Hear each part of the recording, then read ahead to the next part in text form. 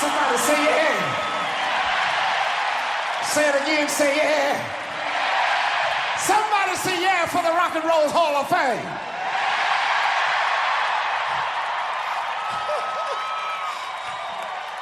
You look good out there, baby.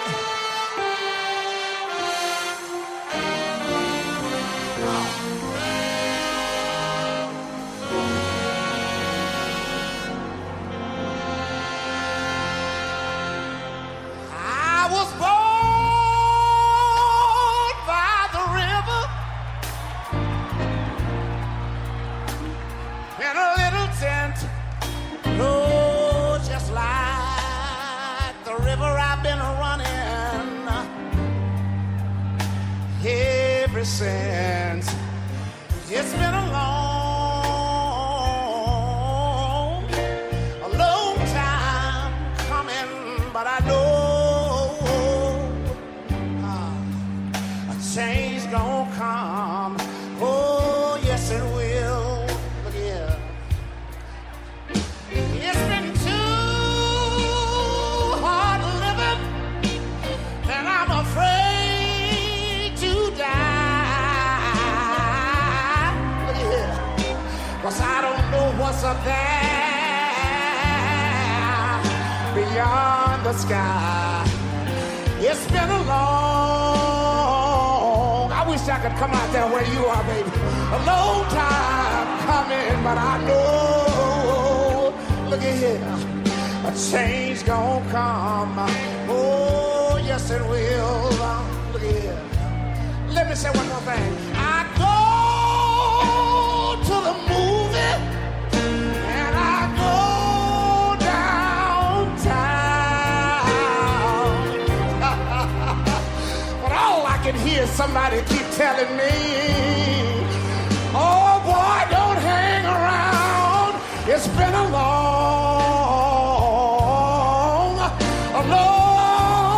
If anybody know what I'm talking about, let me see you wave your hand. I know a change gonna come.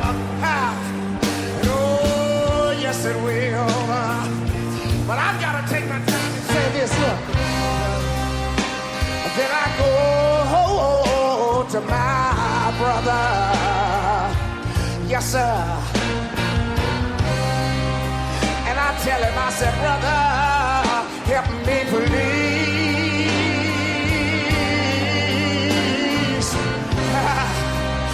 But he winds up knocking me. He knocks me back down on my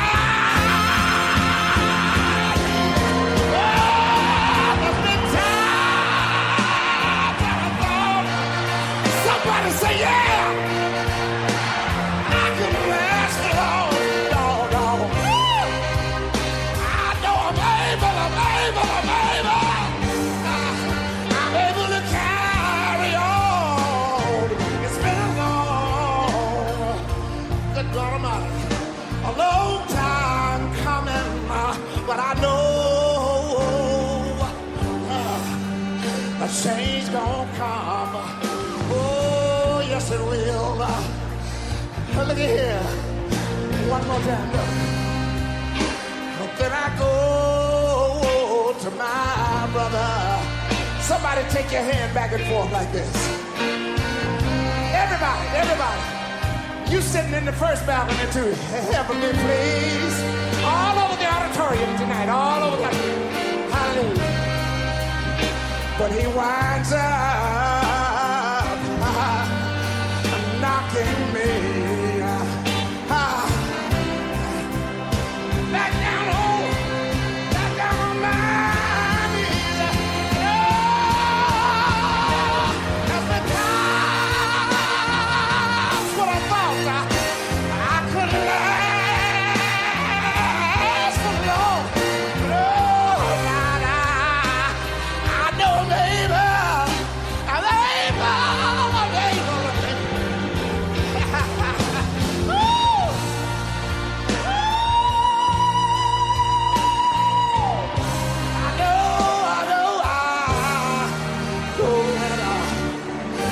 Change gonna come.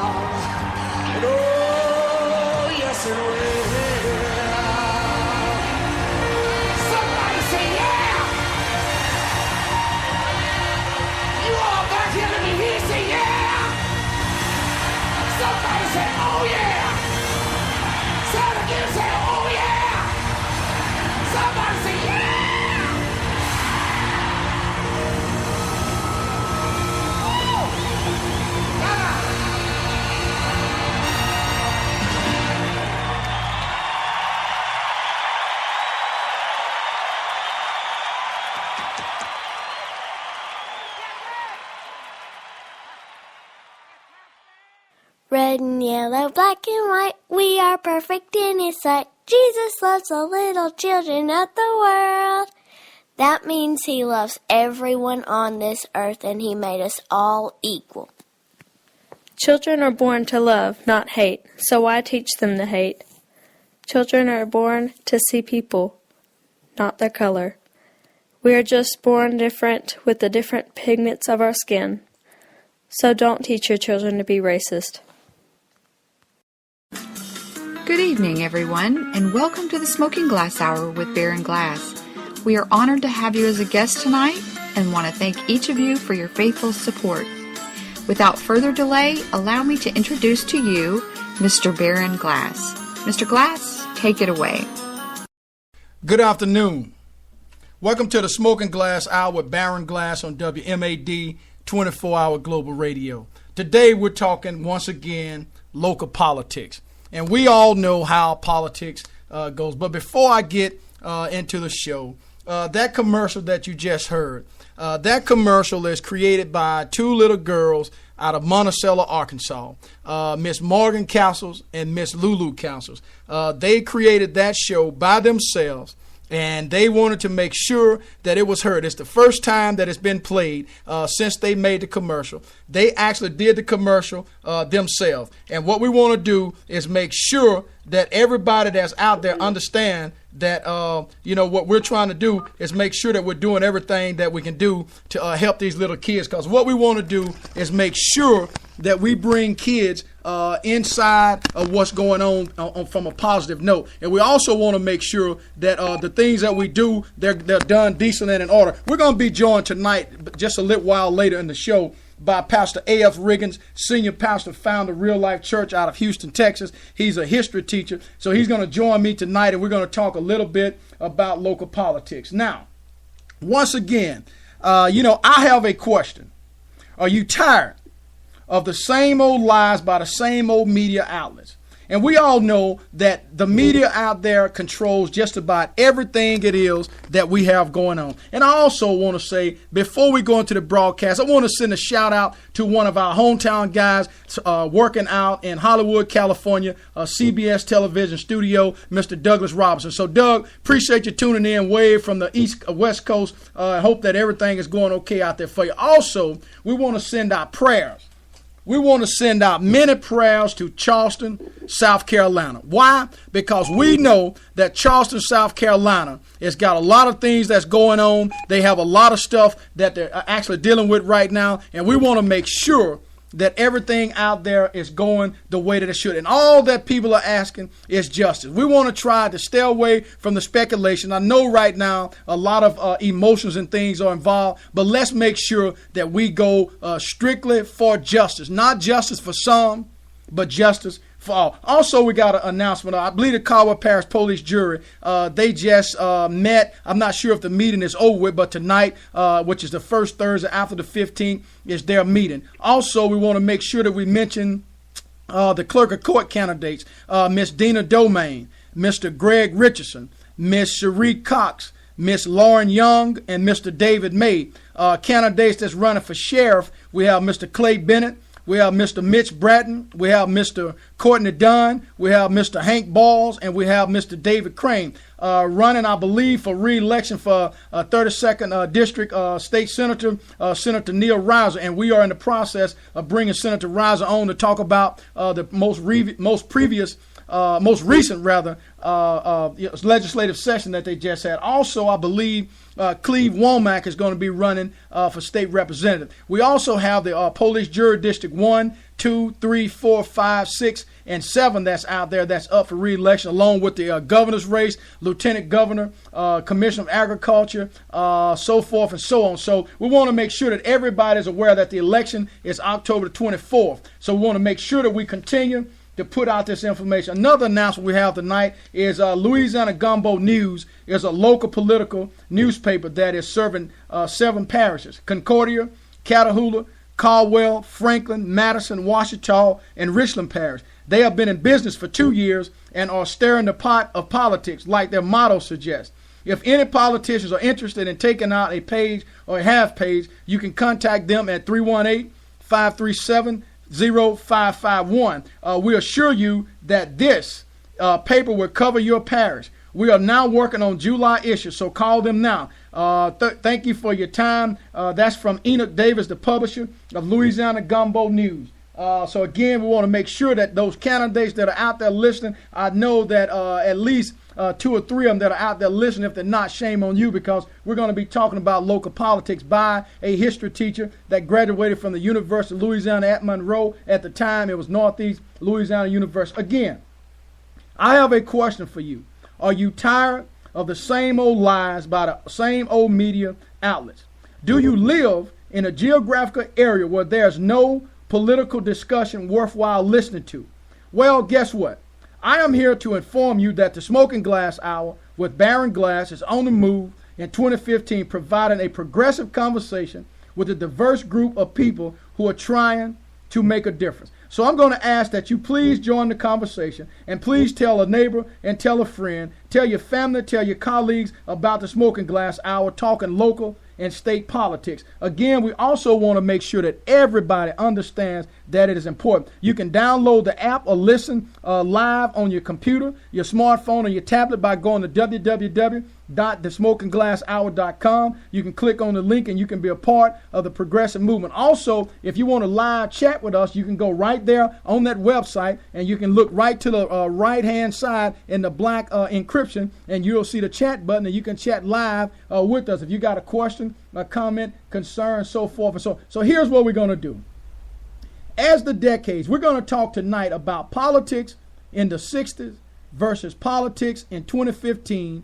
What, if anything, has changed? Now, we know that politics today is totally different than the way it was back then. Also, want to send a shout out to North Carolina. I believe Dr. Bratton is out there listening tonight. If not, I know he's going to be going back listening to the archive. I believe we may have Philadelphia, Pennsylvania out there representing tonight. Lauren, I'm sure they'll be out there at some point in time. We also have Baltimore, Maryland. We have Houston, Texas. We have South Louisiana, St. Martinville, Mamou, Louisiana. We have Caldwell Parish. We have Shreveport. We have, I believe, Ruston, Louisiana, and some other places that are out there that we'll go into. Of course, we also, like I said, have Hollywood, California. Okay, here we are. Politics in the 60s versus politics now in 2015.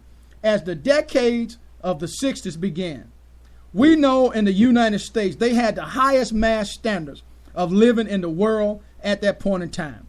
We also know that the strong American post-war economy of the late 40s and 50s continued into 1960s. In fact, I believe it was in 1940 to 1960, the U.S. national growth product increased 5-fold, which it was a significant increase. There were several reasons for this economic growth. We know servicemen rushed home to take a job, buy a car, purchase a home in the suburbs, and start families. This led to what we call the baby boom. And further consumer demand for products during this period, growing U.S. corporations were well positioned to meet both domestic and foreign demands for products. Okay, given the crumbled economic infrastructure of foreign competitors, we know such as Japan and Germany, the military spending during the Cold War, the rivalry with the Soviet Union added further to the economic expansion, creating a formidable military-industrial complex in the United States. So we know at that point in time that politics was very, very important. We also know that leading intellectuals began to deliberate the nature of this society and impact was having American citizens. Now, if we look forward to 1962, we know that there was a certain gap of between 440 million and 50 million relative invisible poor people that lived at that point in time. So we know that politics played a major role. Let's look at the political agenda. Back when, I believe it was Democratic John F. Kennedy, when he won a close presidential election over the Republican candidate, which was Richard Nixon at the time in 1960. Kennedy, the first Catholic president that was elected in American history, won by a 2/10 of 1%, 0.2% of the popular vote. Now, it was much like the 2000 presidential election between George W. Bush and Albert Gore. The 1960s election was so close that there was talk of recount in certain aspects and in certain disputed states. But Nixon discouraged the effort, noting how impractical and how disruptive a recount would be and he declared the victory.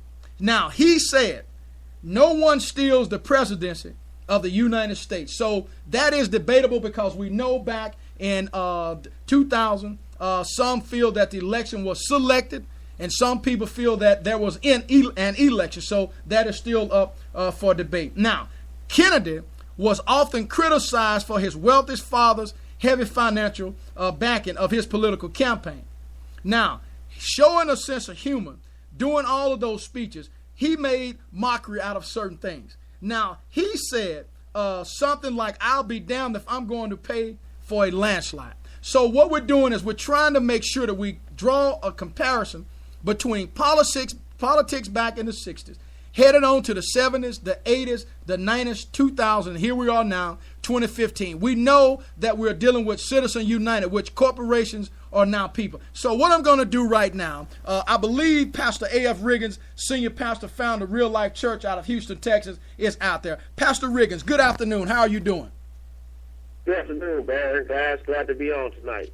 Hope you can hear me loud and clear. Okay. Pastor Riggins, we know that as a history teacher, you have the opportunity to deal with a lot of issues on a daily basis. Now, when we make a comparison between the 60s politics versus 2015, from your personal and professional standpoint, let's start back in the 60s based on how you actually teach in your classroom versus now as what we see going on from 2000, 2010, and the most recent election in 2012. Talk to us.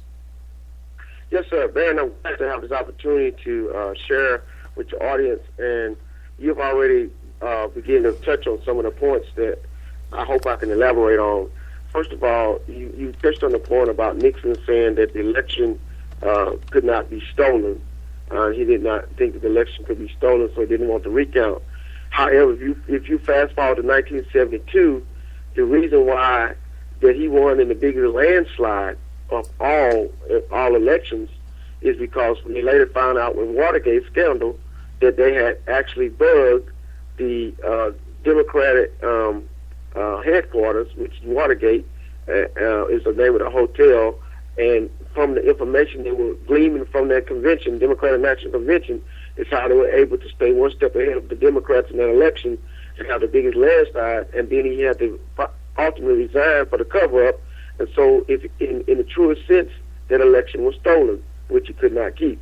So, even as you said those words that he said, those words came back to haunt him later. As we look down 2015, the election is now similar and also different in being that money is what's driving the money. Follow the money trail. It was estimated on the CNN politics. The politics show called State of the Union on Sunday, it was stated that the Koch brothers will spend $1 billion in the election season for the President of the United States. Mm-hmm. They're going to put $1 billion into the election. $1 billion by one contributed United PAC, the Koch brothers. Uh-huh. They talked about how Allison Stevenson last time spent $20 million and hope to spend something similar to that this time again. Also, we understand the gerrymandering, how that on these local politics, if we do not go out and vote for our local state representatives, our local judges, our local election officials, they're making it where they draw the district lines at a local level so that when Congress comes together at a national level, the districts are gerrymandered, that you're going to have so many Republicans in one area and so many Democrats in another area, so that every off-year election, like 2018, like 2010 and 2014, that they are able to go in and take the House of Representatives and the Senate because of the gerrymandering of the districts, which in turn, if you get down to Electoral College, which is also representative of these persons in the seats. It's like Texas has 36 in electoral, 38 in electoral college now, which means that if it came down to the vote of the popular vote versus electoral college, then guess what? The election can be, quote-unquote, stolen or can be moved by the fact that gerrymandering is involved in the districts at the local level. Also, the voter ID laws in all these different countries, different states, the voter ID laws are designed to discourage folks from going to the polls. There's no evidence nor any research to prove anyone having a fraud of voting. But if you find out that it's hard for you to get a driver's license, or it's hard for you to hold out a job, or you've spent some time in jail but now have been a felon, but you don't have a state issue ID, then you're going to be, or cannot have the ID that matches your address because you move around, you transit.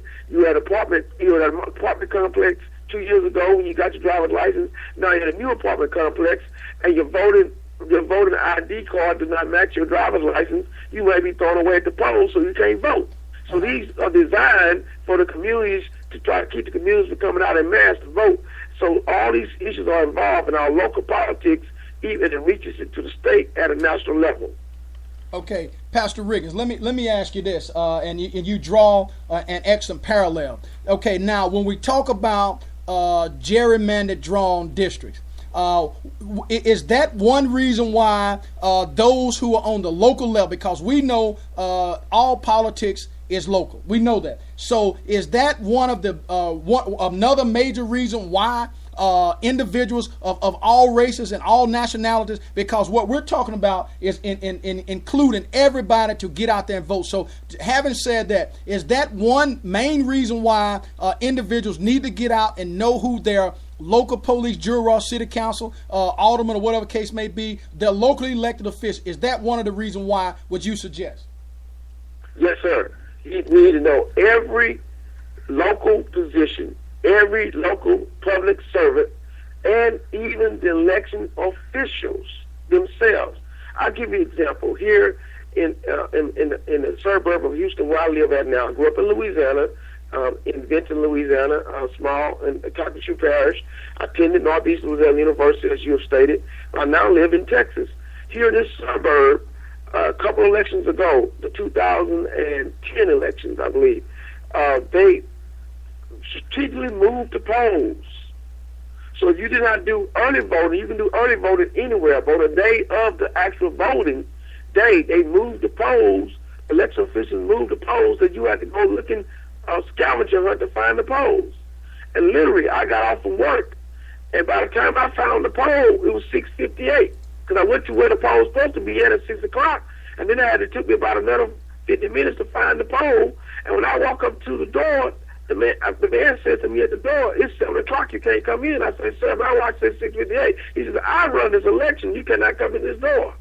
So literally, I was turned away because they had found ways to move the election site, the polling sites. And so it's very important that we are involved at the local level in every way we can, so we can know what the strategies are, no matter if you're Democrat, whether you're Republican, or whether you're independent. Because now I'm registered independent.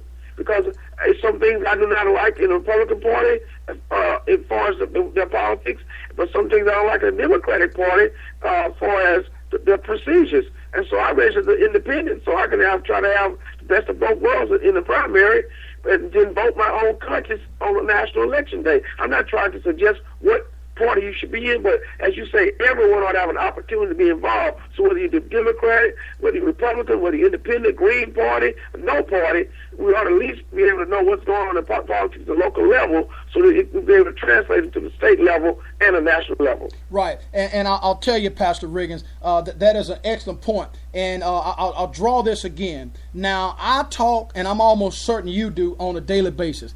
There is a lot of talk when you talk to younger generation, the millennials. Let's look at 18 to, let's say, 28, 30, somewhere up in there. There is a distinct difference between them and our age group, which is mid to late 40s and early 50s. We believe and going out to vote. I talk to individuals on a daily basis, and their thing is that, why should I go vote?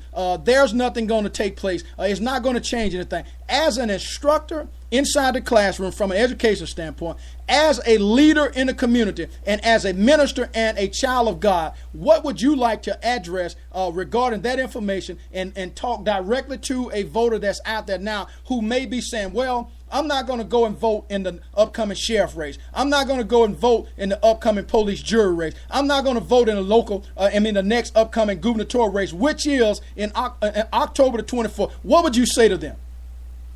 First of all, it's our civic responsibility as a citizen of the United States. It is a right that's already given to you and a privilege that you're squandering, and which in the future, for instance, if you do not vote in the local sheriff race, and then some crime happens or something happens to you, injustice, and you feel like that you're not being represented fairly in that situation, I'm gonna first go back and say to you, did you go out and vote for the police official? Did you go vote for the sheriff? That's the first thing. Your civic responsibility to represent your own self. Second of all, if the democracy is people, the power of the people, governed by the people, for the people, by the people. Let me say it again. For the people, by the people. Popular sovereignty is the principle we call it in government, in which we say that the people have the power. So the numbers do count.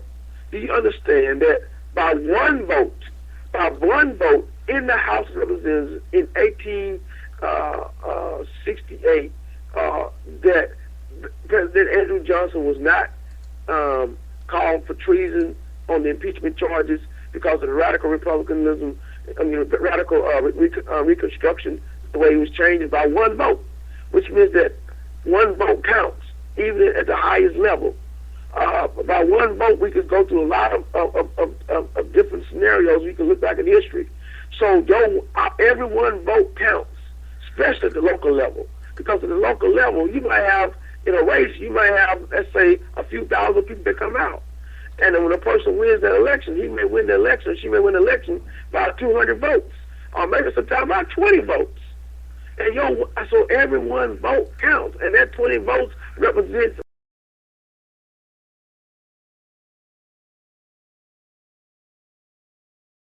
2 million people. You never know. But we have to understand that we have a civic responsibility as citizens of the United States. And I will say, as a history teacher, I'll go back to different incidents in history to try to prove it to someone. As a pastor, I will say that because in the community, we got to make what we say in the church reach the real world. If we say that we're representing the kingdom of God, well, what about going out into the world and becoming representatives of what we say we do by being involved in everyday life and everything? We can't be so heavily minded when no earthly good is what I'm saying in that sense. Correct. And as just as a person in the community, as an American citizen, I have the right to vote, have the privilege to vote, while squandering that right when in other countries folks do not have that right and that opportunity to vote. That's what I'll be trying to teach a young person who. Now remember, the attention span is very short. And so right, and then they're used to having all these visuals thrown them through Xbox One and all these type of videos and everything. So we have to be creative how we get their attention. But once we have their attention, we got to let them know, listen, you got to move and make your vote, do it now. You know, you might not hold their attention for a whole 3 months, you might not hold it for 3 weeks. But if we come in strategically a week before the election or a couple of days before the election and grab their attention and let them know that if you move right now and make your vote count, then it's going to be long-lasting effects for you. Then the older they'll see, wait a minute, oh, this does matter to me. But at the moment, we got to get their attention very quick snapshot moment and try to tell them why it's important they vote for whatever issue they might be voting about. Right. I tell you, Pastor, there's a question that has been submitted. I'm going to read it. It says, it's always said that the people have the power, but could it be that the younger generation doesn't get out to vote because they do not see any distinction between the candidates? Now, I have a personal comment on that, but since the listener is out there and they're posing, and you're the guest and the host with the host tonight, I'm going to let you elaborate on that from a historical standpoint, because that is a very, very valid question, because there really, when you look at it in a lot of situations, there's really no distinction between candidates sometimes other than the D, the R, or the I, which is Democrat, Republican, or Independent. Let me hear your response. Yes, sir. While that may be true, that there's no distinction in the candidate, but if you listen to the platform and hear what that person is saying, because sometimes folk will say all the same things that someone else is saying, but look at their track record. And what I would like to say about young folk is that we have Instagram and Twitter and Facebook and access to the internet. You can research these folk quicker than we could back in the day. Uh-huh. So even though somebody might sound like they all sound alike, look and see what work they've done, or do they have the experience, or they qualify. Talk is cheap, as my grandpa would say, but it takes money to buy gas. You got to see someone that what have they done? Have they have a proven track record? So sometimes the R and the D and the I look alike and sound alike, but if you look at what they actually have done or what they're doing, that's where the distinction is. And so it should be a challenge to a person to say, wait a minute. They always sound alike. They always be seen like they. And of course, people will say all politicians, have crooked in some kind of way. My dad used to say to me, son, vote for the lesser of two evils. Uh-huh. If you think they both got something wrong with them, look at the lesser of two evils. If that's what the situation is, you're coming in with that mindset. But there ought to be something that one candidate represents for you that matters the most. And whatever that something is, whatever that platform is, whatever that issue is that matters the most, then vote your conscience on that. But please don't quit the process because of the people involved. Please don't quit the process because of of looking at it and saying, well, it doesn't matter. Stay in the process. And Barrett, I think whatever point you have to give will be very important, because even though I'm the guest, I believe your point is very important. So I'd like to hear your answer to that question also, if you don't mind. Yeah, Pastor, and the listener says thanks. That's a great answer. Now, and my position is that yes, because see, what happens is sometimes is that most people who run for office, they're not necessarily in tune or intact with the geographical areas from which they represent. Take for instance, if somebody is running for office now, and they've never gone out to the projects and or what you call a ghetto or whatever you want to call it, that individual person is not going to come across as being authentic. So when you go out in those areas and people see that you're not authentic, the very first thing they're going to do, they're going to draw a distinction between you and somebody that they closely associate themselves with. Now, again, economics play a role. Sometimes the way our experience in life basically determines just about everything that we deal with. But you are exactly right, because I see this from a different angle because of the circle, in which, we all roll in. Of course, you do as well. And my point is that is an excellent question. And so what we're trying to do, Pastor, is make sure that anybody, whether it's myself, you, which you're thinking of for running for office, and there are some other people that's out there. One individual today that's listening now told me that they are definitely thinking about running for office, and they want to get together as recent as, sometime this week, but I can't do it. And my thing is this. The goal of the Smoking Glass Hour on Thursday nights, our message is clear, that we are trying to make a difference. And you can't make a difference by sitting on the laser boy recliner. You can't make a difference by not getting up out of the house and going to the school and checking to see what your child is learning in the history of the civics class. I said all that to say this. When we look at certain areas of the community, we know that voting, the electoral process, and some other things are not taught. So as an instructor inside the classroom, let me take this, let me bring this a little bit closer, Pastor. When we look at African-American young men in the classroom, and you teach some of the roughest kids, I believe that's out there. So when you are dealing with those parents, Pastor, how much of a problem is it for you to deal with a parent, to try to talk to them from a logical standpoint when they come up to the school, and let's say, for instance, talk to them about voting. Tell us how complicated, if it may be, or how not complicated it is, but talk to us from an instructional standpoint of you being inside the classroom. Thank you very much, Barry.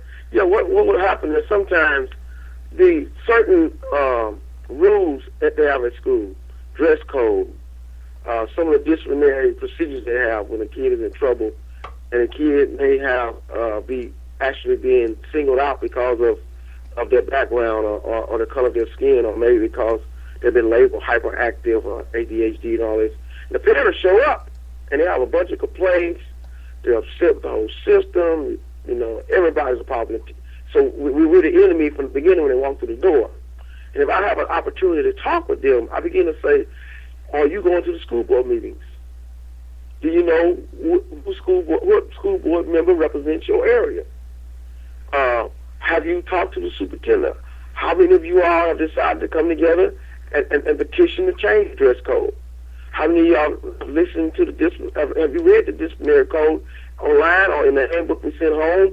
And have you been able to address some people that are involved, the politicians are involved in making these decisions? If you're voting, if you're active, if you're involved, then you are proactively being able to be involved in the process so that when your son or nephew or neighbor gets in trouble, there are things in place that you understand to get them, help them avoid to get in trouble, or we have changed some of these things so that the trouble does not happen from the beginning. So that's how I let them know. This is why it's important for you not just to send your kid to school and they hope that they pass, and then at the end of school you didn't find out that they didn't pass, have to go to summer school, or this kid keep skipping school, not coming to school, and all first thing you know is when the truant officers knock on your door and you getting served a ticket to go to court with them. Well, then have you been involved in the whole process of not only being involved in your kids' education, but going to the school board meetings, talking with the school officials, looking at the people elected to represent your district up in Austin, here in Texas, or with Baton Rouge, I guess, in Louisiana, and get involved with them so that you know what's been expected of the parent and the child. If not, then your complaint, your argument, you're talking about you want to sue the school district, you know, you want to take this someone's job, it's all a moot point, or it's falling on deaf ears because you have not been involved in the process from the beginning. That's how I begin to let them know, and then they get that aha moment or they get that, you know, all of a sudden, you know, they realize that, oh, if I would be involved up front, then I'll have a complaint when something's going down, and that's how I approach that, sir. Well, let me perfect answer. Let's look at the 60s era, the civil rights era versus the millennial. Okay, now we know for a fact that those who came up in the 60s eras, right after segregation, having the opportunity to go inside and vote.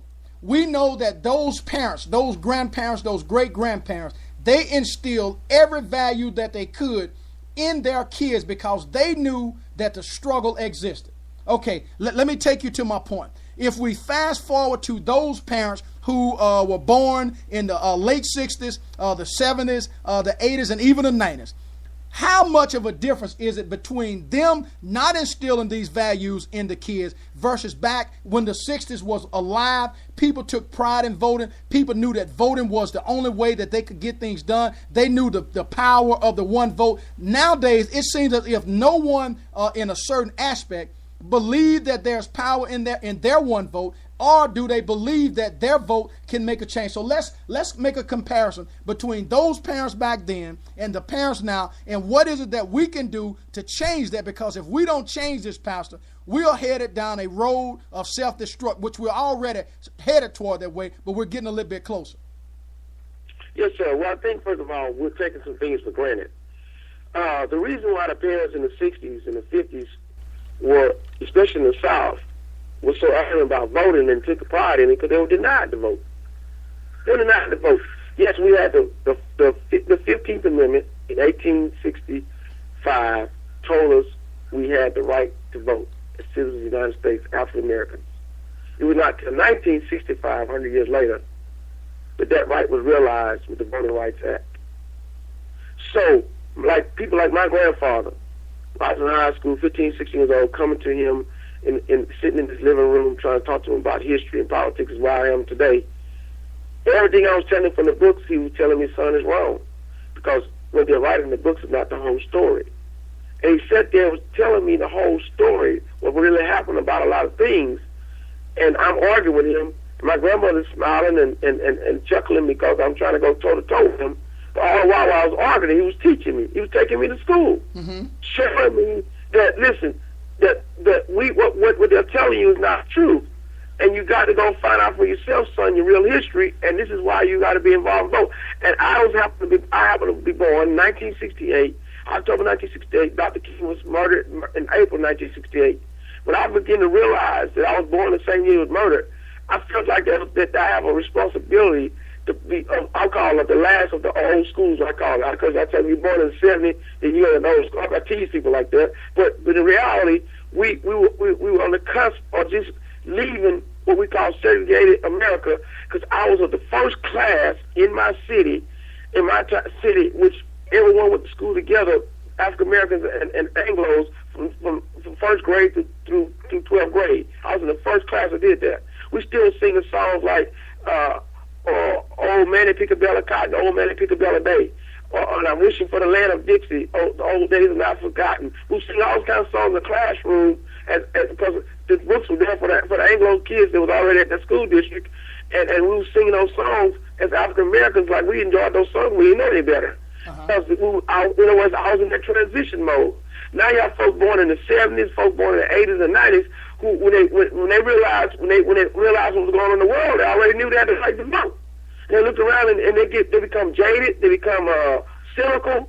When they look at what happened in like 2000, when we think when we believe the election was stolen, when they look at sometimes the way that they don't understand the local politics, and so you can have an African American president in office, but then if you wait from 2008 to 2010.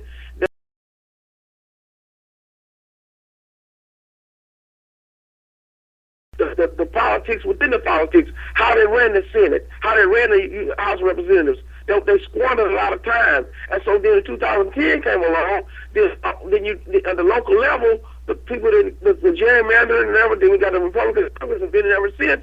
Now we have a fight going on, deadlock in Washington, deadlock for years, deadlock for 2010 all the way to now. We've been a deadlock.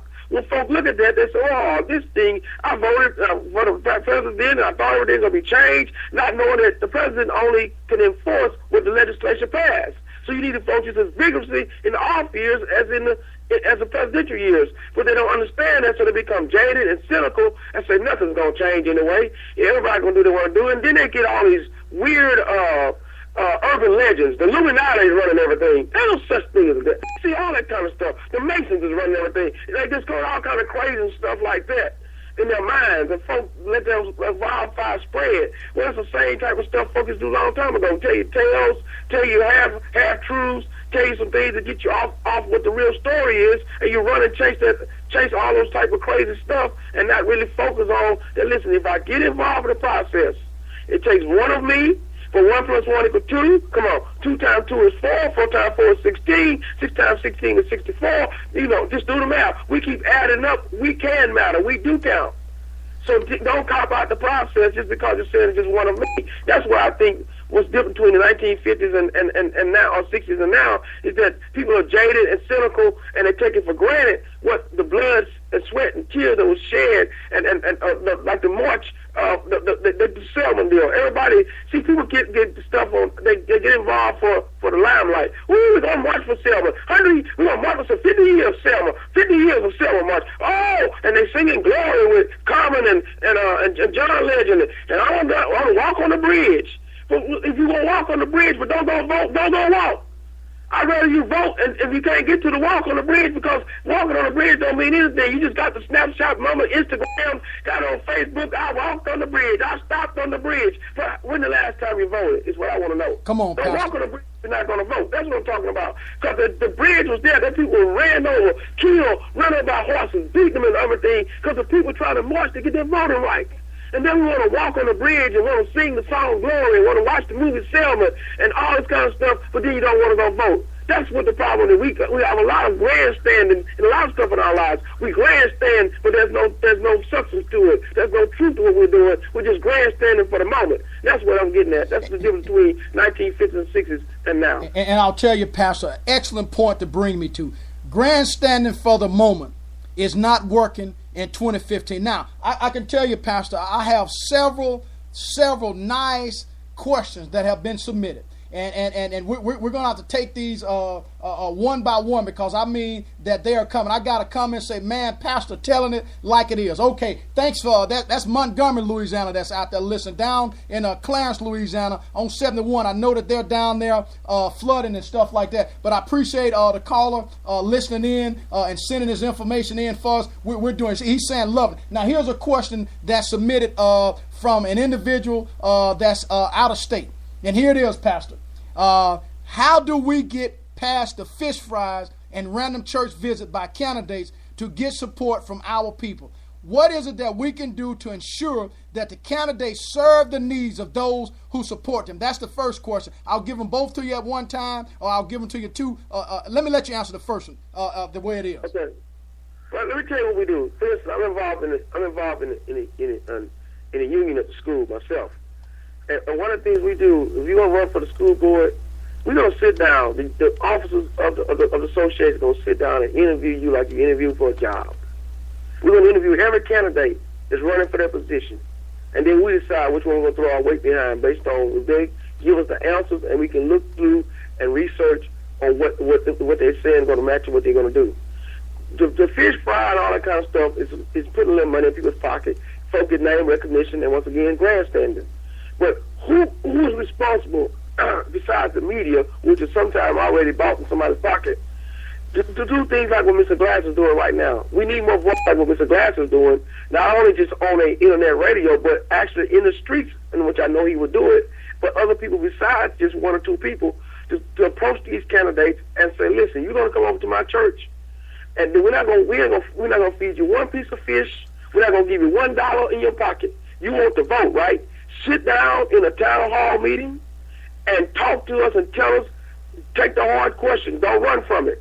Because because if you can't answer questions, how can you legislate? If you can't answer questions, how can you make decisions? If you can't answer questions, how are you going to keep me safe in my home? If you can't answer questions, how are you going to make sure crime doesn't go down? If you can't answer questions, you can't do your job. Yes, sir. So that's what we got to do. We got to hold people accountable by saying, if they don't want to answer the questions, then they in it. A lot of people get into politics because that's a way to make a living. I'm not going to care like it is. They don't want to work no more. They plant no more. They don't want to work no more. They're teaching anymore. They don't work anymore doing something else, selling cars, whatever. So all of a sudden now they want to become paid by the government. Some people in it to make money. Other folks get it because that gives them an ego trip. You know, I can feel like I can get a position, I can win something, I can be somebody, get a name reputation, make my family name look good. But what are you going to do? Now, as I say all this, not only am I a teacher, but I'm from a family. My uncle, David Travis Riggins, was a two-time mayor, one time 2 years in a row, then off, and then again elected again for another couple of terms, first African-American mayor in Vinton, Louisiana.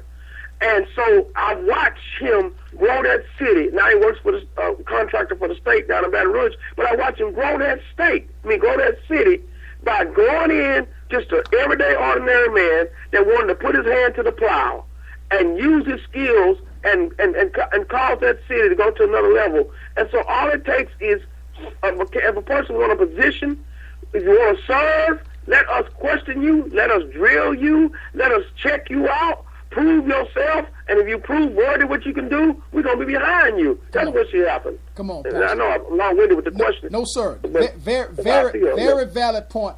There's another listener that's out there that says, enjoying every bit of him. His view is what the young people need to hear. And that's what we're trying to do, Pastor. We're trying to motivate people to get involved and become energetic. Here's the second question. How do we get more candidates that look like us? What could be done to get those that are 20, 30, or 40 years of age to get involved in the political arena? Okay, first of all, you have to understand, let folks understand that this is a service. That politics is the door to service to the community, because that's the way we do it in America. If you want to become a public servant, you have to get voted in. We just don't appoint people or hand folks because we have a democracy. So the process is the politics. The work is the service. Let me say it again. Come on, process, so because once someone is elected president or elected some other official, government official, they say unto them, this person served the community, this person served the state, they served the nation. So look at it that we want folks that want to serve. So first of all, it's not going to make any money out of it. You're not going to get rich because, see, there's so many laws about using this money. See, i.e., this is how people get in trouble like Jesse Jackson Jr. And his wife spending time in prison because of this. So don't look at it, I'm going to try to get money, make money out of this. I came to serve. I don't have to just serve in a church house. I don't have to just serve, in a hospital. I don't have to just serve in a police department or a fire department. I can actually serve my community by using my skills in elected office, is what you look at. So getting young folk to understand service. One of the great things that Kennedy did and Clinton tried to renew was the young folk going out to serve in those different capacities. I forgot to put my name, my mind on the name of what you call it, the Peace Corps. And they went out and served in different countries and different parts of the states and stuff. Young folks got to learn how to serve. That's why Boy Scouts is good. Boys and girls leadership clubs are good. I have a group called Boys to Men that I do in schools, teaching young folk how to serve.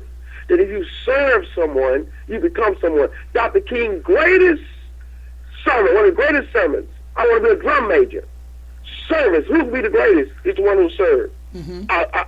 A drum major for justice, a drum major for righteousness, a drum major for peace. I want to serve somebody. If I can help somebody as I go along, my living will not be in vain. So teaching young folks not to be selfish, not to think that what's the word I'm looking for? We owe them something. Not to think that as young people that we're entitled. That's the word. We think we're entitled to so much. We're entitled to the American dream. We're entitled to an opportunity. Those things are out there as an ideal, but you're not entitled to that. Only if you work for those things. So one way to work to become great, the work becomes to do something in life, is to serve other folk. When you learn how to serve, and so politics can lead to you serving your neighborhood, serving your country, serving your county, or serving your parish, serving your state. That's what you have to teach these people. And that's how, when we're going to do that, then they'll want to be involved, because we change their mindset about life. Instead of just trying to take from life, what can I give to life? Is what I'm saying. Well, I'll tell you, Pastor, you going down a road that I love to go down. I wasn't going to go down it, but here we are. Okay, we just heard, you just used a word that has been floating around by some and believed by some and dispelled by others. That word, entitled. Do you feel that these millennials, the younger generation, do you feel that they actually feel entitled to things? And if so, did their parents teach them that, or where did they come up with this summation that they are entitled to have things or be given things without working for, earning for, and going out to vote? Talk to me, Pastor. I hate to say this. I think pop culture, and I'm not down in entertainment world. I'm not down in the pop culture, but it gives a false sense of reality. When you see movie stars and music entertainers and professional athletes making money out of kazoo, I mean, we spend our money. For instance, let me give you an example. They're going to spend $1 billion trying to elect the president. That $1 billion could be on how many schools? That $1 billion can be on how many hospitals? The $1 billion could be on, how many homeless shelters? Our priorities in the wrong place. It's all about lining our pockets with money and fame and glory, and the American dream has become jaded in a lot of ways, and so people feel entitled to. I gotta have something. I want to.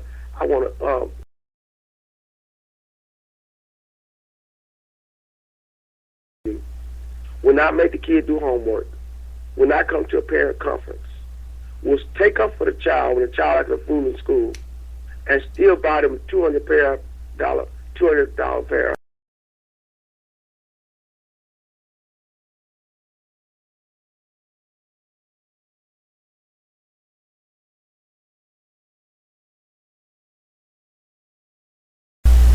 No, sir. That's how we're going to go.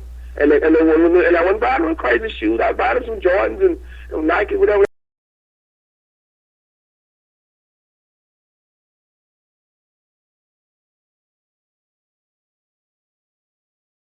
You going to do that?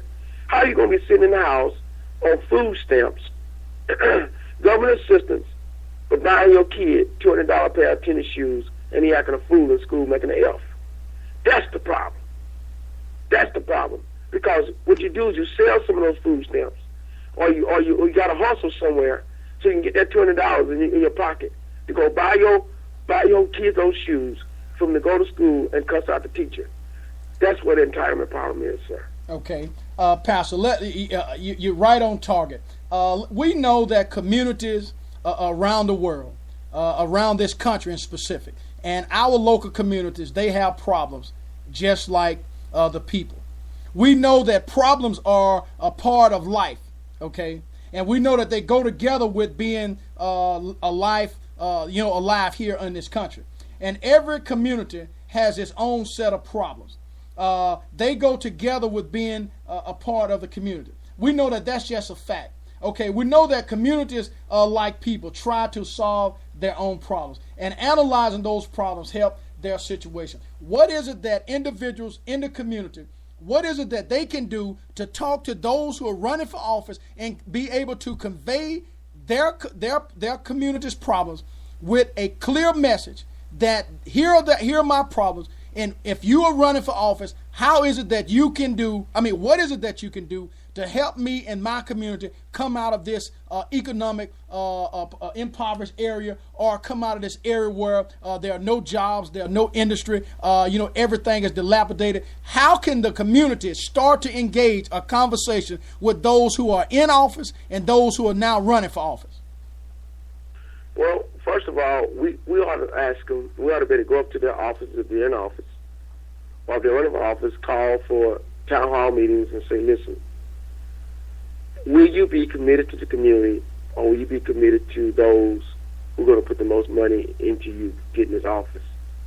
See, what happens is a lot of times the politicians, when they take all the money from those who are in office, taking money from the PACs and all these different businesses, they feel like they're obligated to them then.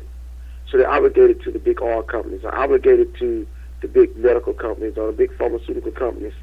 And so they'll look at getting all their attention and energy is put back in trying to get something passed for the banks, or passed for the pharmaceutical companies, or something done for the oil companies, while they're representing that neighborhood which is dilapidated or has crime or has other issues that need to be done.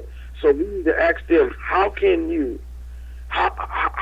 devoted will you be to us? No, we can't put any money in your pocket for you to win the election. But you're using that money to run those TV ads. You're using that money to get your name and voice out there. But you're not going to win unless you get my vote. So I'm going to vote for you. The money can't give you the position, but I'm going to vote for you. What can you give to us in our community? Tell me what you're going to do. And if you don't do what you say you're going to do, just know when the election come around, you're going to be gone.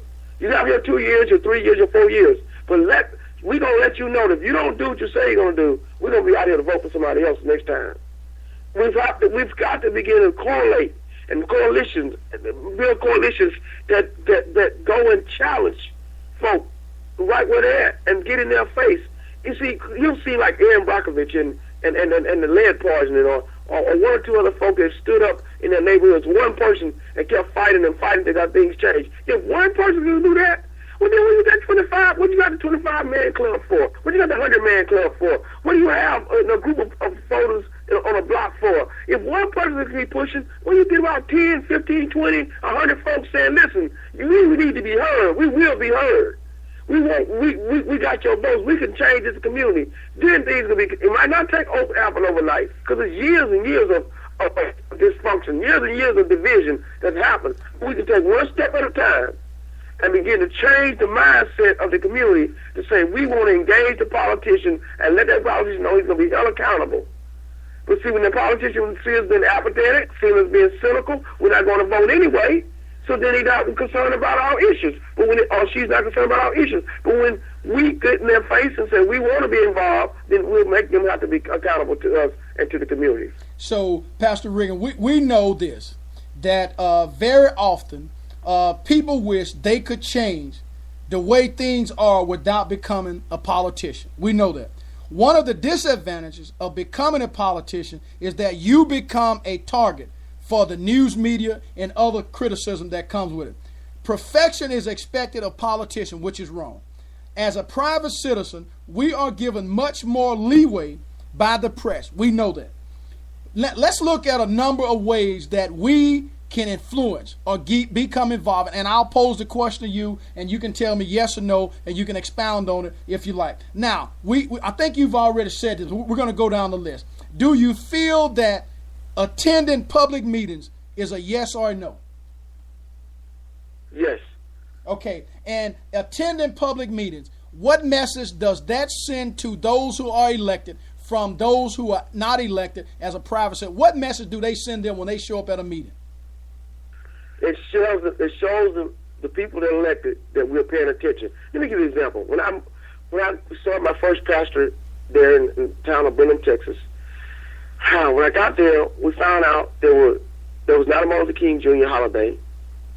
There were no African American males in the classroom teaching. There were African American coaches. There was one African American administrator, but no African American principals. They were teaching the students how to read the whole language approach, not phonetic approach. We started a group called Ambassadors for Human Restoration. It was all pastors, 12 of us. We started going to the school board meetings every month. We would come to those school board meetings. It was 12 of us dressed up in suits, making speeches, challenging the people about changing things in the school board and in the school district. Do you know that the media from Houston used to drive out 70 miles to come cover that? Because now these 12 guys are coming to you every month. It looked like to the school board that we were 50-something guys, and all was 12. A ruckus was every print newspaper, every news radio show, and then some of the TV stations were following this process until we fought this, and I was a substitute teaching class where I got blackballed from the school district for 5 years. But within that 5 years, they put in Martin Luther King Jr. holiday. In that 5 years, they brought African American teachers in the classroom. In that 5 years, they put in an African American principal, and that African American principal happened to be a pastor from another city, came and saw me on my other job and says, I want you to come teach. By that time, the superintendent was put out of the school district. The new superintendent said, all I've seen is Mr. Riggins has been working in the community. And they sat down at the head coach of the whole school district to the head athletic director to interview me to see what kind of person I would be. I was brought into the classroom to become a history teacher, brought through the alternative process, was a coach, and became the first African-American male teaching in a classroom at the Brenham Junior High. Why? Because we got involved, we engaged. It took a while, because we started this process in 1992. And I didn't end up in the classroom until 1998. And for 5 of those years, I was blackballed for even being a substitute teacher because they thought I was an inside spy. But the point of it was, we were able to engage and meet face to face with the elected officials and say, we're here, the change has to start now. So whatever, it might not be the school board, it may be the mayor's office, it may be the city councilman, it may be the police jury, whatever it might be, but we have to be able to engage and let folk know that we're paying attention and we want changes. Okay. Do you feel that those who are out there, they can write letters and make phone calls? Yes, sir. Let me say, one of the shows I listen to is Joe Madison on the national level. He's on Sirius Radio, Sirius XM, and it's called The Black Eagle. And one of the things, when he brings up an issue, folk will come on trying to discuss the issue. Say, I don't want you to discuss with me. Go call your senator. Go call, go write, go call right now. Go call, go write. And do you know, when you begin to call up there to the Washington, D.C., and call into Baton Rouge, and call into Austin, when people start seeing those phones ringing off the hooks and letters coming in, they're human beings like we are. They're human beings. Don't just because a politician doesn't become a machine. A politician doesn't become, some person disconnected from human feelings and ideals and concepts. All of a sudden, they start seeing the numbers going for a certain ideal. You begin to impact the way they vote. They begin to say, okay, maybe I need to save face and maybe ask to throw something in this way and talk to somebody that way, but I'm going to get on the vote for what they want because my phone going off the hook. I might not go straight out and say I really want to do it. I might have the same face to do it, but when they see us calling and writing, we make changes. I believe in that. Okay. Now, we know that a lot of this stuff, people, for whatever reason, appear not to understand. We know that there are several things. People can actually distribute circulators within their community, flyers and things like that. We know that they can start websites and things like that. We know that they can make campaign donations if they are able to. And $5 to some candidates is worth more than $100 to others. We can write letters to the editor. We can organize and protest. And when we say organize and protest, what I'm talking about is having different functions within the community, inviting these candidates out to come and talk directly to you, come and look you directly in the eye, because what they tell you today, all you have to do is remember for tomorrow. So again, what we want to do is make sure that we can engage everybody in the process, because tonight we're talking about politics in the 60s versus politics in 2015. What, if anything, has changed? Now let's look at another area right quick before. I know I've kept you a little bit longer than what I wanted to, but people are out there listening. When we look at Citizens United, and the Supreme Court basically said that unlimited amounts of money can be donated. Do you think that was a flawed process? We know it's the law of the land, and we have to deal with it. So we're not contesting that as a whole. What we're asking is this: do you feel like that created other problems within not the judicial system, but the political process? So now it's not the most qualified candidate that can get elected on the national level or the state level. It's the one who has access to the most money. How do you feel about that? Yes, sir. Very flawed. And the only way that President Barack Obama was able to beat it twice was to do grassroots of taking donations of $25 and $50 and $100 in mass by going out on the ground and doing it. But how this happened is this. Pay attention how it happened. In 2000, I believe the election was stolen. We can debate this all day long, but when Al Gore did not fight all the way through the process with the Supreme Court debate to try to figure out if we're going to count all those votes down in Broward County and all those different votes in Florida that was left on those hanging chads, and President George W. Bush became our president. Well, in this process, I know at least one, but I think two Supreme Court justices came in up under him that were conservative, even a Chief Justice. So then the courts were swung basically 5-4 conservatively.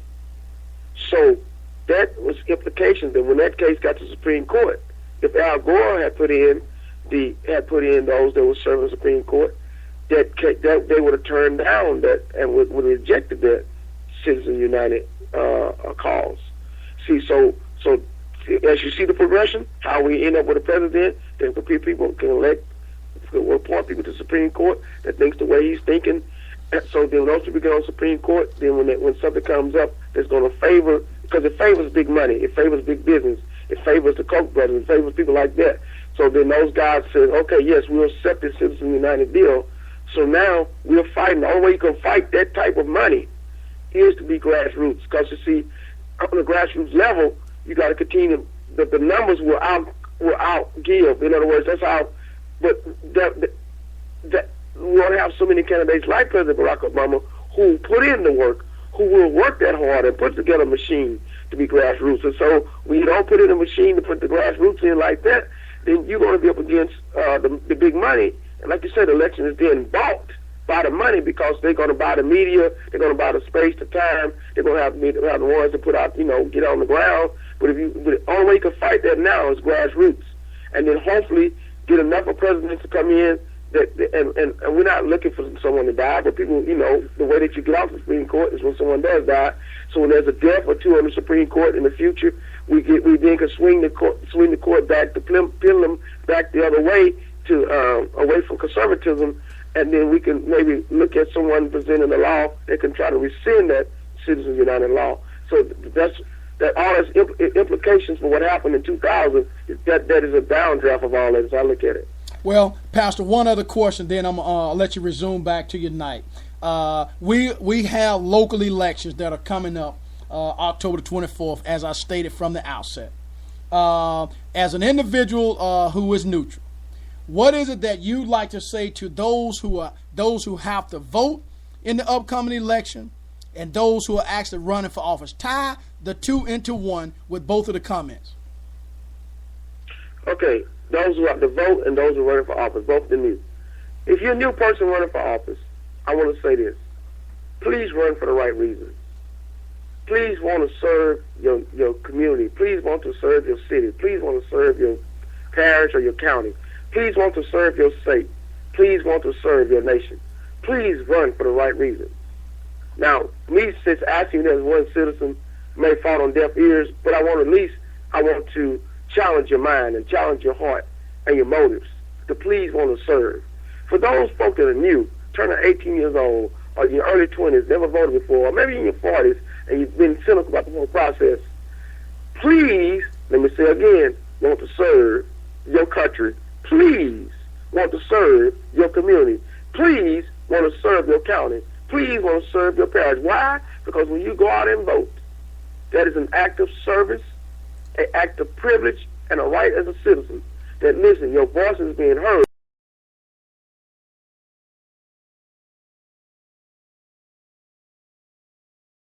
City, our communities, our parish, and our county. So it's all about me. It's about service. You can either serve from the one that's being the one that's been elected, or serve to be the one to help elect the person that's going to be elected. That's how I tie both those in together. Well, excellent job, Pastor Riggins. I want to let you know again that we have people out there from California listening, Colorado, Pennsylvania, Louisiana, Texas, looking at maybe Georgia, looking at maybe up toward New York and places like that. Also, we have them listening locally here in Caldwell Parish. Again, we have local elections coming up with the sheriff candidates. We have Clay Bennett running. We have Mitch Bratton running for sheriff. We have Courtney Dunn running for sheriff. We have Hank Balls running for sheriff. And we have David Crane running for sheriff. Locally running for the clerk of court, we have Miss Dina Domain, who is a local attorney. We have Mr. Greg Richardson, who is a local businessman. We have Miss Cherie Cox, who is an employee of the clerk's office now. We have Miss Lauren Young, who is a worker for the Caldwell Parish School Board. And we also have Mr. David May, who is an elected school board member. So we know that local election play a major role. We know that Pastor Riggins has given a guideline as to how politics in the 60s versus politics in 2015. What, if anything, have changed? Pastor Riggins, I want to thank you for tuning in. Before I let you go, I'm going to pause right quick. I'm going to let the audience hear your commercial out there, Real People, Real Life, Real Answers. You can catch Pastor Riggins right here each and every Tuesday night at www.thesmokingglasshour.com with Real People, Real Life, Real Answers. You can catch him every Monday through Friday on WMAD 24-hour global radio between 7 and 7:30 p.m., bringing the Word of God. You can also catch him on Sunday nights at 8 o'clock p.m. Central Standard Time. We'll wrap it up live, talking about everything that's trending from Monday through Sunday, and then getting you ready from Sunday through the next Friday. So again, Pastor Riggins, I want to thank you for coming on. If you don't mind, hold 1 second. Let me plug your commercial in, and I want to make sure that everybody knows who Pastor Riggins is. Stay tuned. Hello, this is Pastor A.F. Riggins of Real Life Church, Houston, Texas. We welcome you to hear our broadcast every Tuesday night right here on Blog Talk USA and WMAD Radio, www.smokingglasshour.com. Real People, Real Life, Real Answers, a Bible study. Every morning on WMAD Radio and SmokingGlassHour.com, 7 a.m. Monday through Friday, you hear Word of God, a sermon. And on Sunday mornings at 9 a.m., same place, you can hear a Word of God. If you're in the Houston area, come and visit us at the Real Life Church, 2703 Highway 6 South, Suite 150 in Houston, Texas. 10:45 a.m. is our worship. Also, you can tune in to Blog Talk USA on Sunday nights at 8 p.m. for Wrap It Up Live. Community issues with real people, real life, and real answers. This is Pastor A.F. Riggins. Looking forward to seeing you soon. Looking forward to hearing you on our broadcast. Remember, prayer still works. That's good news. That's the power in the name of Jesus to break every chain. Amen. At Horace Auto, we don't just repair parts, we restore pride. From oil change, brake repair, or full service engine repair, give Horace Auto a chance to work on all of your automotive repairs. Horace Auto is owned and operated by Chris Howard, located in downtown Columbia, just off 165 at 235 Meredith Street, Columbia, Louisiana. We are back broadcasting live with the Smoking Glass Hour with Baron Glass on WMAD 24-hour Global Radio. Tonight's guest, Pastor A.F. Riggins, Senior Pastor, founder, Real Life Church out of Houston, Texas. We talk tonight about politics in the 60s versus politics now in 2015. What, if anything, has changed? Pastor Riggins, I'm going to let you go out with your closing remarks, and we'll close the segment out with a song. So go ahead. Dan, I want to thank you once again for having me on tonight. I really cherish our friendship. I believe in the causes and purposes you're working for. And I want to say to your audience that this man, Mr. Baron Glass, is one of the hardest working men in what he's doing. He's committed to what he's doing. He's loyal to what he's doing. And he has a heart for what he's doing. So I ask your audience to always listen in, listen up. And he's not just talking the talk, but I believe he's walking the walk there in the greater parishes that he's involved in that area. And also all the work that he's doing in the school board and the district attorney's office. Then I thank you for this opportunity to share. I always enjoy talking about history, about politics, about spirituality, not so much religion. And we're glad that for all the platforms you have us on and for all the shows that you're sponsoring and making us part of in the SmokingGlassHour.com. And I say to our audience, stay tuned, stay involved, and keep God first in all that you do. And you can see the blessing of God upon your life. Thank you. Yeah, Pastor Riggins, if you want to, there's a listener that's out there who says, tell the pastor thank you, and they will carry the message on. If you want to tell them anything about your shows personally, they heard the broadcast, but if you want to tell them personally about Real People, Real Life, Real Answers on Tuesday nights, if you want to tell them anything about Wrap It Up Live, and we may at some point within the next month have you on a little bit more than what you own now, because I know that you're working on your master's and on to your doctorate degree. So we wish you the best of luck on that. But if there's anything else that you'd like to plug in before we close out, that's fine.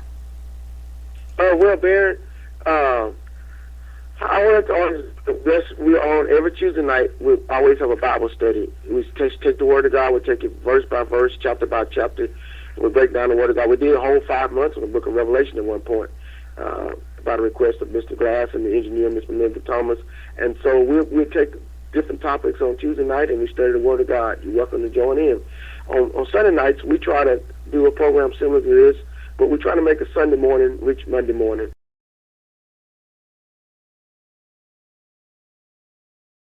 The rubber meet the road on a Monday and make real life happen in the real world. That's what our Sunday night program is about.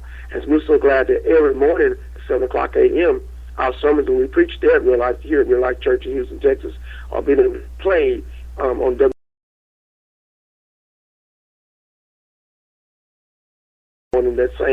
same broadcast at 9 a.m. And we just want today to impact our community, our city, and our world. We want to have a vision to reach the unchurched, the hurting, and misplaced persons. We want to empower people to live with purpose and fulfill their destiny in Christ. That's what we're all about.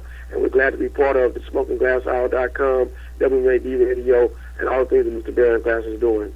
Once again, thank you. Well, Pastor, again, I want to thank you for accepting the opportunity to come on. I know that you have a lot of things going on. You're in summer school until about July the 15th. I want to, again, say thank you for tuning in.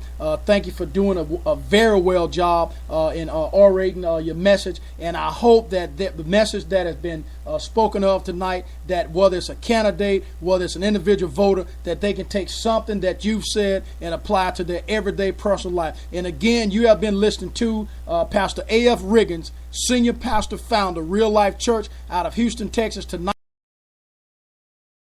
about politics in the 60s versus politics now in 2015. What, if anything, has changed? Pastor Riggins, I'm going to say good night to you, and I'm going to conclude the broadcast. Thank you for tuning in, Pastor. Good night. Thank you very much, Mr. Okay, we are back broadcasting live with the Smoking Glass Hour with Baron Glass. You heard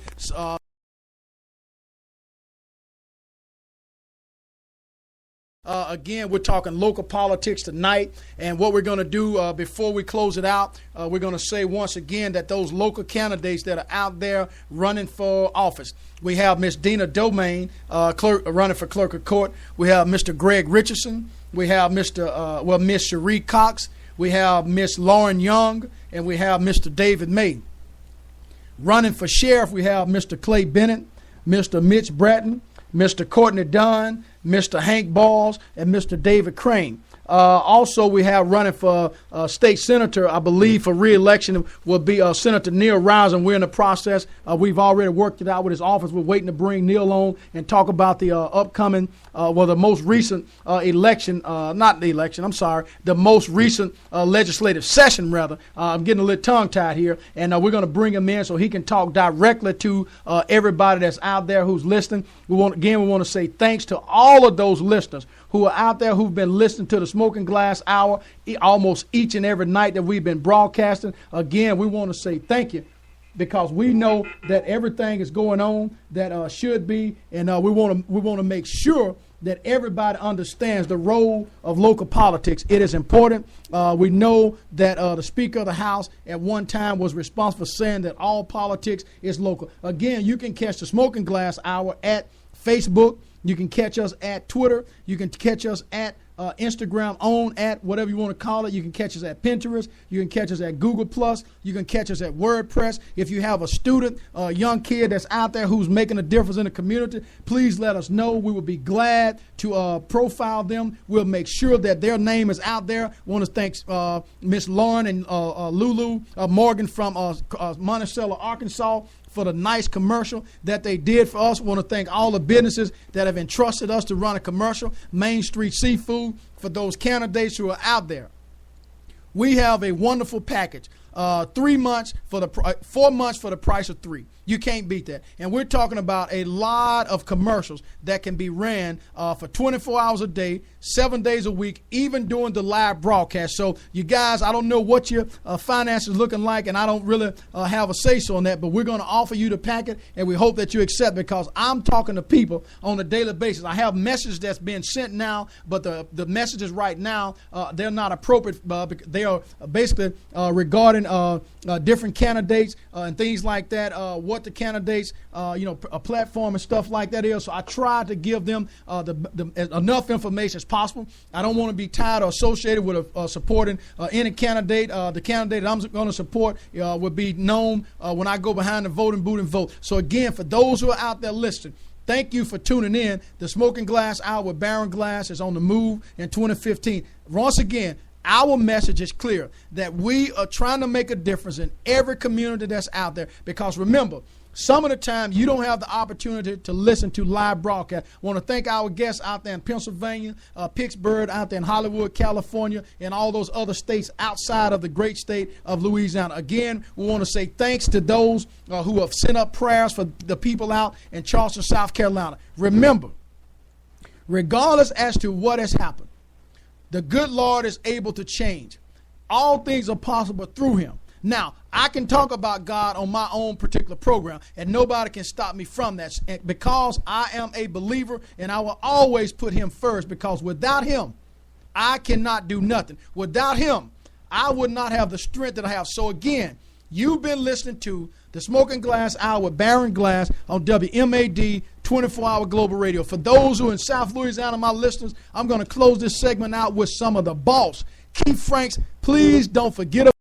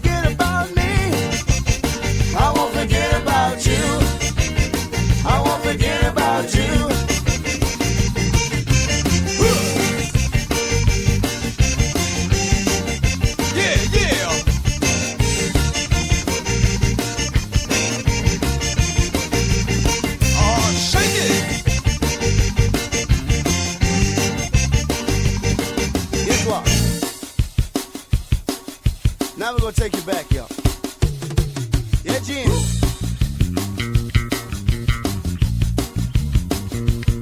Yeah, Jim.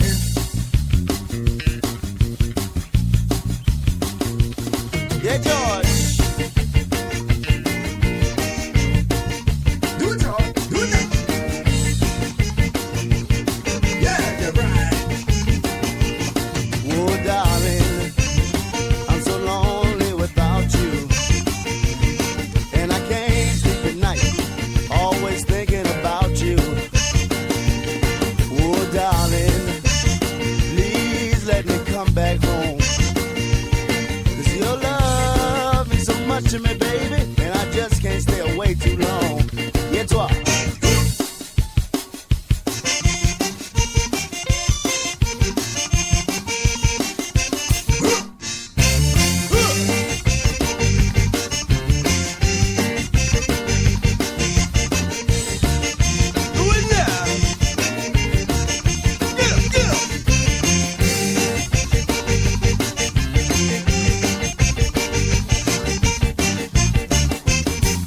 I'm going to curl it round.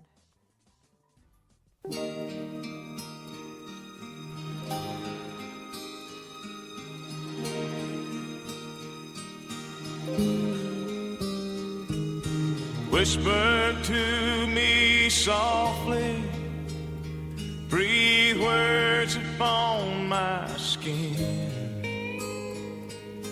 No one's near and listening, so please don't say goodbye. Just hold me close and love me. Press your lips to mine.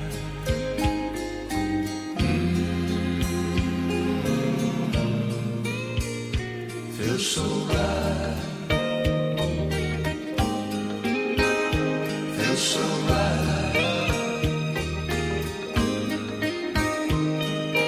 Lying here beside you, I hear the echoes of your sighs. Promise me you'll stay with me and keep me warm tonight. So hold me close and love me. Give my heart a smile.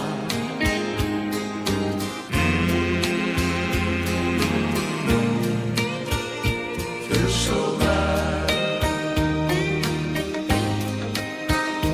Feels so right.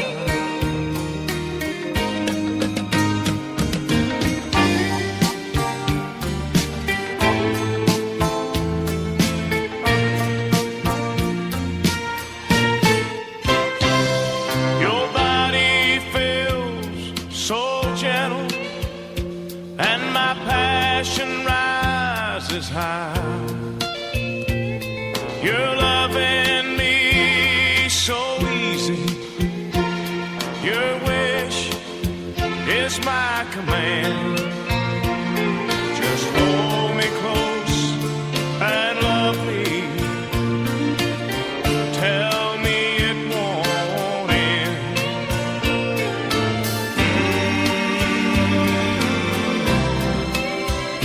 Feels so right. Feels so right.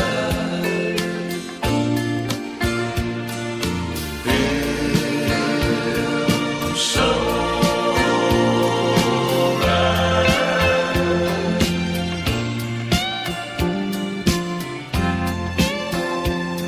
Oh, you feel so right, baby.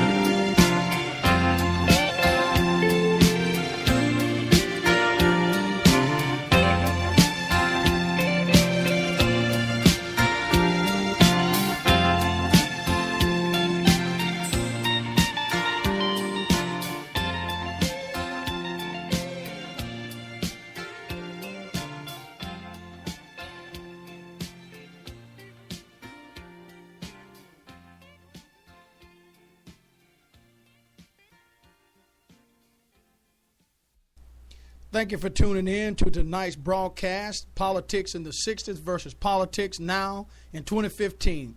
What, if anything, has changed? Guest tonight, Pastor A.F. Riggins, Senior Pastor, founder of Real Life Church out of Houston, Texas. Thanks for tuning in and have a great night.